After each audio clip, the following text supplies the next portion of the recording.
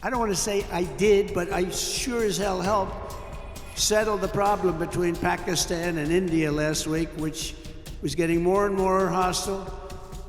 US President Donald Trump has once again placed himself at the center of three major geopolitical narratives: his self-proclaimed role in brokering peace between India and Pakistan, his sharp remarks on India's economic ties with Russia, and his high-stakes summit with Russian President Vladimir Putin in Alaska later this year.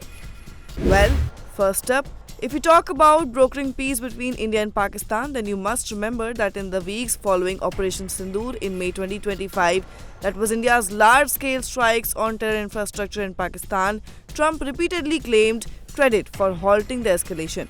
Shortly after the ceasefire, he said, I don't want to say I did, but I sure as hell helped settle the problem between Pakistan and India last week, which was getting more and more hostile. And all of a sudden you'll start seeing missiles of a different type. And we got it settled. I hope I don't walk out of here and 2 days later find out that it's not settled, but I think it is settled. On May 22, speaking alongside South African President Cyril Ramaphosa, he declared that we settled that hole. I think I settled it through trade. By mid-June, he reiterated at a White House event that we have been very successful in settling wars. You have India and Pakistan that was going very badly. We did that through trade.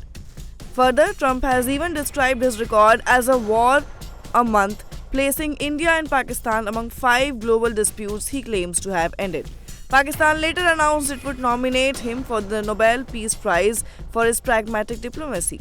However, India's government and military leadership have firmly denied any US mediation, crediting the ceasefire to direct bilateral talks and Indian military objectives being met. However, tensions have grown between Trump and New Delhi over trade and oil imports from Moscow. On July 31, Trump posted that I don't care what India does with Russia. They can take their dead economies down together for all I care. He called India's tariffs among the highest in the world and said that the US does almost no business with Russia.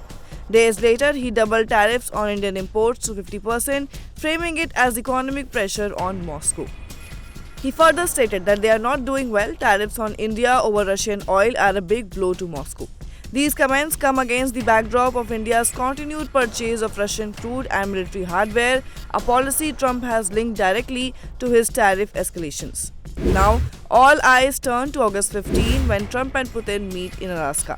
Officially billed as a feel-out summit, the primary agenda is ending the war in Ukraine. Trump has floated the idea of territorial swaps as part of a peace deal, and this idea has alarmed Ukraine and European allies, particularly because Kiev is not invited to the talks. The meeting will also test Trump's stated strategy of using tariffs on India, which is one of Russia's biggest oil buyers, to weaken Moscow's war economy ahead of direct talks. Analysts say Putin will use the summit to break diplomatic isolation while Trump seeks a foreign policy win before the US election season heats up. Overall, whether Trump's claims about stopping wars and using trade as leverage are remembered as true diplomacy or self-promotion will depend on the outcomes in Alaska and on whether his trade instead of war approach can truly deliver peace in one of the world's most dangerous conflicts. What are your thoughts? Do comment and let us know. Till then, keep watching India TV.